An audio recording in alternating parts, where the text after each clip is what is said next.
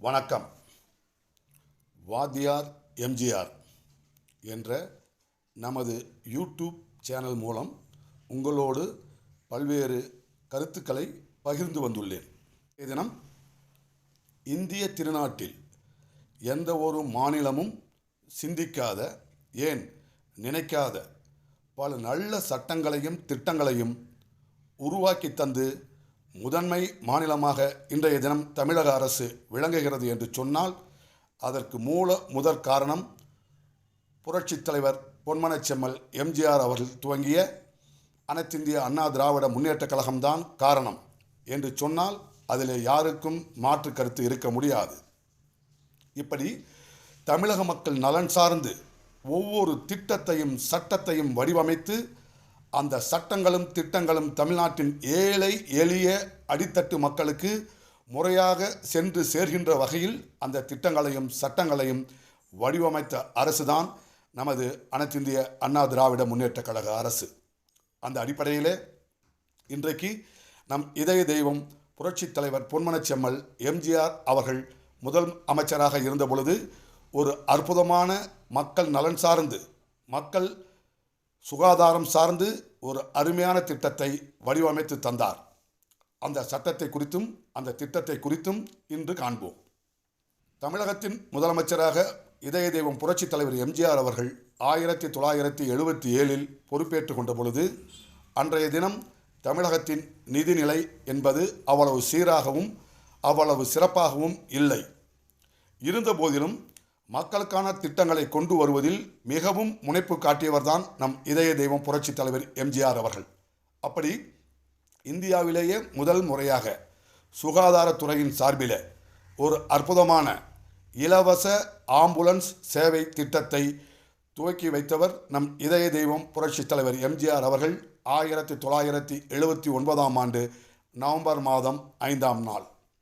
இந்த திட்டம் தொடர்பாக அன்றைக்கு மருத்துவர் நடராசன் தலைமையிலான ஒரு குழு அருமையாக இந்த திட்டத்தை வடிவமைத்து கொடுத்தனர் புரட்சித் தலைவர் பொன்மனச்செம்மல் தமிழக முதல்வர் எம்ஜிஆர் அவர்களிடம்.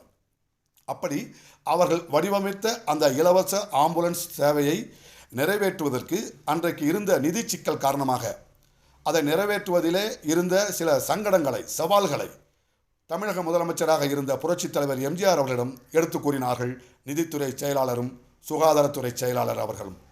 ஆனால் அந்த திட்டத்தின் தேவையை, மகத்துவத்தை உணர்ந்த புரட்சித் தலைவர் எம்ஜிஆர் அவர்கள் இந்த திட்டம் உடனடியாக செயல்பாட்டுக்கு வர வேண்டும், எவ்வித காலதாமதமும் ஏற்பட்டுவிடக்கூடாது என்பதற்காக அந்த திட்டத்தின் தேவையை, அவசரத்தை, அவசியத்தை உணர்ந்து 1979 தமிழக முதலமைச்சர் நிவாரண நிதியிலிருந்து 50 லட்சம் ரூபாயை ஒதுக்கி தந்தார் முதலமைச்சர் எம்ஜிஆர் அவர்கள். அப்படி அவர்கள் ஒதுக்கி தந்த நிதியிலிருந்து ஒரு ஆம்புலன்ஸுக்கு ரூபாய் 60,000 வீதம் 50 ஆம்புலன்ஸ்களும் அவற்றுக்கு தேவையான மருத்துவ உபகரணங்களும் இன்னும் சில மருந்துகளும் வாங்குவதற்கு பயன்படுத்தி கொண்டனர்.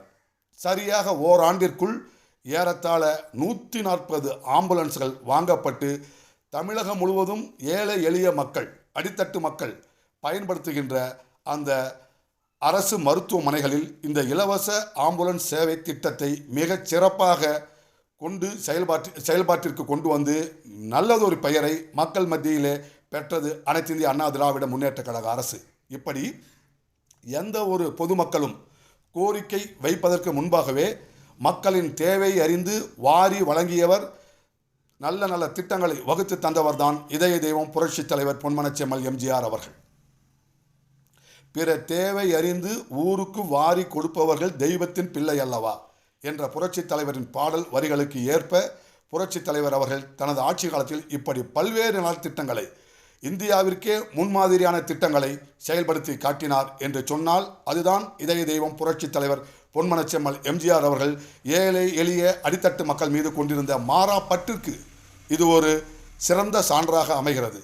இப்படி பல்வேறு நலத்திட்டங்களை மக்களுக்காக கொண்டு வந்தவர் இதய தெய்வம் புரட்சித் தலைவர் பொன்மனச்செம்மல் எம்ஜிஆர் அவர்கள். ஆகவே இதுபோன்ற நலத்திட்டங்கள் தமிழகத்தில் தொடர மீண்டும் 2026 இதய தெய்வம் புரட்சித் தலைவர் பொன்மனச்செம்மல் எம்ஜிஆர் அவர்கள் இதய தெய்வம் புரட்சித் தலைவி அம்மா ஆகியோர் நல் ஆசியுடன் புரட்சி தமிழர் எடப்பாடியார் தலைமையில் அனைத்திந்திய அண்ணா திராவிட முன்னேற்ற கழகத்தின் ஆட்சி அமைந்திட, தமிழகத்தில் மீண்டும் நல்லாட்சி மலர வாக்களிப்போம் இரட்டை இலக்கு என்று கூறி விடைபெறுகிறேன். நன்றி, வணக்கம். வாழ்க தமிழ், வெல்லட்டும் தமிழ். வணக்கம்.